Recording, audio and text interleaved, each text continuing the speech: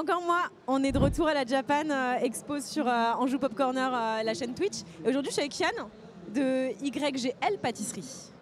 Tout à fait. Je réfléchissais sur les lettres, c'est ça. C'est ça? C'est bien ça. Comment ça va? Bah écoute, ça va très bien. On ressort d'une prestation avec mes deux petits employés, mon best qui est juste là en public. Ouais. Voilà, qui m'ont aidé à filmer, à chalander les gens, j'ai vu. Vous avez fait une démonstration? Et j'ai fait une démonstration sur la tartelette Nezuko. Ok. Voilà, Demon Slayer, dédicace. Voilà, on est là. Alors, justement, je sais qu'on t'a interviewé il y a une semaine. Oui. Et moi, je t'avoue que je ne te connaissais pas du tout avant. Est-ce que tu peux me parler un petit peu de ton histoire? Comment tu es tombé dans la pâtisserie? Et surtout avec une double culture franco-japonaise. Oui, c'est ça. Alors en fait, j'ai eu une enfance très douloureuse. Non, on va pas commencer là-dessus. Bon, comme tu veux, hein. Moi je peux m'adapter à tous les thèmes, il n'y a pas de souci. Oui, je suis tombé petit avec... En fait, non, la pâtisserie, à la base, c'était... Alors si vous voulez vraiment savoir, j'ai regardé le film de Louis de Funès, Le Grand Restaurant. Ouais. Et l'aile ou la cuisse. Et c'est là, en fait, c'est plus l'aile ou la cuisse où je me suis dit, je disais à mes parents, j'aimerais bien être critique gastronome. D'accord. Et ma mère a dit que c'était un peu loin, ça va un peu trop loin, donc il fallait faire étape par étape. C'est-à-dire, il fallait faire des études de cuisine. Donc j'ai commencé par faire un BEP cuisine. Après la troisième, après nos années collège. Ouais. Après la troisième, et donc BEP cuisine. Ensuite, là je peux dire que c'était dramatique, puisque j'ai subi, comme je disais précédemment dans la semaine dernière, qu'il y a eu de la violence.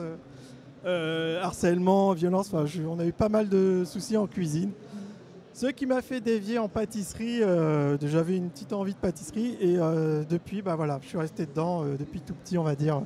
Je suis tombé dedans dans la marmite. Ok, et avant de justement mêler toutes tes créations et de devenir créateur de pâtisserie, est-ce que tu as travaillé dans des pâtisseries avant? Ou alors tu étais totalement chez toi et tu étais là à concocter tes recettes, d'imaginer des pâtisseries qu'on allait manger aujourd'hui? Alors en fait, à la base, il n'y avait pas YouTube, il n'y avait pas... les réseaux sociaux, Instagram, Facebook, on n'avait pas ça. Voilà, on n'avait pas les gens qui étaient là. On avait MSN, Skyblog. Voilà, Skyblog, MSN... tout ça avant. Et en gros, je regardais dans les livres. Et c'était à l'école, on apprenait les techniques de base. Et ce qui a fait exploser la pâtisserie, en fait, c'est Michalak, Christophe Michalak, Conticini, enfin tous les grands. Ils ont réinventé la nouvelle pâtisserie. Ils appelaient ça la nouvelle pâtisserie. Et voilà, en fait, de fil en aiguille, ça fait que j'ai continué dans le chemin. Et avec les réseaux sociaux aussi, avec des inspirations, dont les inspirations manga animés, électro aussi dans la musique. Et voilà, en fait, tout ça a donné ce que je suis maintenant. Alors justement, comment on arrive à mêler ces deux passions en un, la pâtisserie et la culture manga japonaise? Comment tu as réussi à ce que ce soit pas un flop, à ce que tes pâtisseries soient aujourd'hui dégustées par tout le monde et que tu sois aussi reconnu dans ton métier? Alors, en fait, c'est à la base, moi j'avais commencé par l'inspiration électro. Il y avait aussi le côté manga, etc. C'était électro. Avec mon meilleur ami, on s'est dit, je vais aller voir le label Headbanger. Je ne sais pas si vous connaissez. Non. Headbanger, c'est le label de Justice, Headrec, etc., Buzz Hippie. Et je suis allé dans son bureau un jour et j'ai fait une galette des rois spéciale avec son logo et tout ça, parce que il y a une inspiration dans ce qu'il faisait et avec tous ces groupes. Donc voilà. Et après, par la suite, j'ai approfondi l'univers du manga animé. Par exemple, le One Piece, Les Fruits du Démon, que j'avais fait à la Japan Expo Marseille. Et c'était des petits fruits du démon que j'avais fait en cake pop. Et voilà, ça petit à petit, voilà, je me suis collé un peu avec cet univers-là. Donc j'ai toujours aimé la culture japonaise depuis mon enfance. Donc c'est vraiment, c'est un monde à part. Et comment est-ce que tu arrives à justement créer tes pâtisseries? Est-ce que tu as voyagé au Japon, tu es parti dans des petits villages, aller récupérer des saveurs qu'on ne connaissait pas et on les imagine dans la tête après le soir? C'est ça. Alors ça c'est une petite anecdote, mais j'ai grimpé tout en haut d'un village pour récupérer ce petit morceau d'écorce de je crois que c'était yuzu en plus à l'époque. Voilà, ça n'existait pas avant. Incroyable. Voilà, non, en fait, non, c'est en fait, c'est ma femme qui m'a apporté beaucoup d'inspiration parce qu'elle est japonaise. Elle m'a apporté beaucoup d'inspiration au tout début quand on s'est rencontrés. J'allais la voir au Japon. On s'est mariés là-bas et tout ça. Et avant, par exemple, j'avais apporté le côté les choux en cube. J'étais l'un des premiers à le faire en France. Et j'appelais ça les tiny cubes et ça existait déjà au Japon. D'ailleurs, il y avait un Français qui faisait ça aussi. C'était pâtisserie cacahuète. Et je me suis dit, je vais le faire la même chose en France. Et ça avait bien... Ça a intrigué un petit peu le monde de la pâtisserie. Et par la suite, pareil, on testait du matcha, le yuzu. Enfin, on a fait pas mal de choses. Et c'est ce que tu continues à faire encore aujourd'hui ou tu essayes d'innover encore plus, d'aller chercher encore la plante ou l'épice qu'on ne connaît toujours pas et qui est prête à être découvrir? Alors là, ça a lieu d'un débat là. Ah, je t'écoute, il n'y a pas de problème. Parce qu'en fait, il y a l'arrivée d'Instagram, ça existait déjà, mais il y a l'arrivée de TikTok, tous ces réseaux. Oui. Et ça va super vite. En fait, la tendance, elle va super vite. C'est la tendance, par exemple, des jelly, tout ce qui est jelly. Enfin, il y a pas mal de tendances en général. Et c'est assez dur à suivre. Hein. Est-ce que tu essayes de te mettre justement dans ces tendances ou tu veux totalement rester dans l'image que tu avais avant Ouais. Je pense que c'est par rapport à mon âge. Je bouge pas, je reste comme avant, je veux pas... Et au niveau justement, ce qui est hyper important dans la pâtisserie, c'est aussi le visuel. Parce qu'il faut qu'on ait envie de manger. Est-ce que pour toi, tu essayes de créer un petit peu une œuvre d'art, un tableau qu'on a envie de déguster? Comment tu crées le visuel là-dessus? Parce que les couleurs sont hyper importantes, les matières, le volume. C'est ça, c'est incroyable. Non, tu as déjà fait la pâtisserie, non? Pas du tout, mais c'est vrai, non, il connaît bien. Il connaît très bien. Et en fait, non, à la base, en fait, pour faire un plat ou un dessert, il faut que ce soit visuellement attirant, comme tu as dit. Visuellement attirant, il faut que ce soit bon. Et il faut qu'il y ait des textures et tout. Donc, c'est vraiment ces clés-là où, pour faire un bon dessert, c'est ça. Hein. Et généralement, combien de temps tu te donnes ou tu te laisses pour créer une pâtisserie? Parce qu'on ne peut pas la sortir comme ça, une pâtisserie, il y a beaucoup de travail derrière. Il faut En fait, il faut que tu puisses connaître les bases de ce que tu sais faire, les génoises, les crèmes, etc.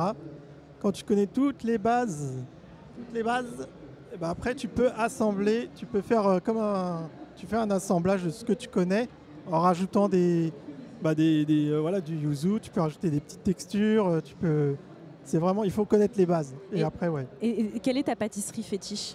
Celle que pas celle que tu aimais, mais ça je te poserai la question tout à l'heure. Ah ouais. Mais celle que ta spécialité en fait, la spécialité de Diane. Spécialité, c'est les roll cakes en général, c'est le roll cake façon japonais. Ok.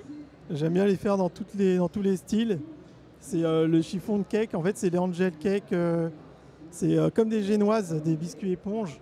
Où tu appuies, c'est une éponge, tu peux essuyer la table avec et tout. Non, et c'est c'est un dessert hyper moelleux. C'est à base de chantilly, biscuits, des fruits, du chocolat. On peut mettre tout ce qu'on veut. C'est hyper varié. Donc ça, c'est plutôt le dessert fétiche. Ok. Et où est-ce qu'on peut t'acheter? Est-ce que tu as un laboratoire, par exemple, en région parisienne ou En fait, il y a un petit... en fait, j'ai un labo, une cuisine recomposée qui est faite exprès pour ça. C'est une petite cuisine recomposée, on va dire adaptée et fonctionnelle. Et les gens commandent par Instagram leur gâteau sur mesure. Alors, ils me disent si je veux un cheesecake avec soit du spéculoos, soit du biscuit, plus un citron, plus framboise. En fait, je les accompagne et je les adapte sur leur gâteau de leur rêve, quoi. Donc c'est plus du sur-mesure, ce que les gens aimeraient. Je fais sur mesure en fait pour eux. Très sympa, c'est très bon à retenir pour les personnes qui veulent un gâteau un jour pour un anniversaire ou un événement, qui sont fans de la culture franco-japonaise, qu'on puisse aussi te contacter. Oui, même pas spécialement fan de la culture, venir te contacter. Même classique. Ouais. Hein, j'ai une cliente, chinoise aussi, qui me commande des carottes cake, qui me commande des trucs Elle plus est classiques. habituée. Ouais. Et c'est voilà, c'est une exigence, mais c'est bien parce que c'est un défi. Donc, Et est-ce que tu participes à des concours de pâtisserie? Parce qu'on sait que le Japon a gagné une nouvelle fois les championnats du monde en France. Déjà, qu'est-ce que tu penses de la victoire du Japon? Est-ce que tu aurais préféré la France ou alors pour toi, c'était le Japon qui devait gagner? Question piège. Question piège. Non, je me plie parce que peut-être un jour ma femme elle va voir les archives. Non, attends, t'as aimé la France là? Non, le Japon, moi c'est Bon, la France aussi, hein, La c'est le France se fait patrimoine. tu rebattre vois. sur leur propre territoire. Ouais, et en c'est plus, le avec leur patrimoine. spécialité, c'était un Ouais, petit peu dur. Ouais, c'est ça, c'est le patrimoine. Et quand même, les Japonais, ils ont le côté subtil, tu vois, la petite pincée en plus qui fait que ça, tu vois, ça change le dessert. Est-ce qu'il y a plus de rigueur au Japon qu'en France sur la pâtisserie? Oui. Oui. Oui, oui. Ok. Voilà. D'accord. Et toi, du coup, je reviens à ma question précédente. Est-ce que tu as déjà participé à des concours de pâtisserie? Il y a 20 ans. Ok. J'ai 68 ans. Non, il y a je sais plus, c'était en 2005, un truc comme ça. Enfin, il y a 20 ans.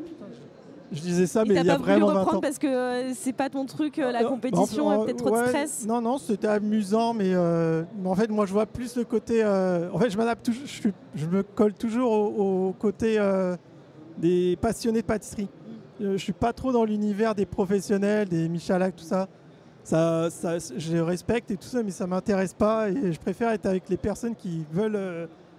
qui font des trucs des fois 10 fois... pas 10 fois mieux, mais qui mettent tout leur cœur dedans. Et moi, ça me fascine encore plus, les gens autodidactes, quoi. Ah oui, clairement. Voilà. Et alors là, sur la Japan Expo, est-ce qu'on peut acheter tes pâtisseries ou alors faut les commander? Si je peux passer un message, si je peux avoir un stand de pâtisserie, il n'y a pas de souci. Voilà. J'espère qu'on nous a écoutés. Ouais. Je ferai les gâteaux que vous voudrez. Si vous faites un petit stand, s'il vous plaît. C'est vrai qu'il fout la merde dans la Japan Expo, quoi.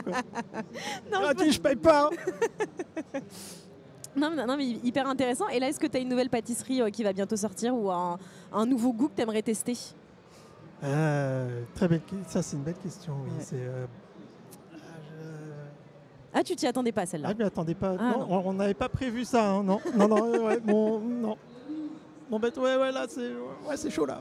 Non, tu as des prochains voyages de prévus. Peut-être que là-bas, tu pourras découvrir des saveurs. Toujours le Japon. On y va tous les 2 ans. Enfin, on va. Waouh. Ouais.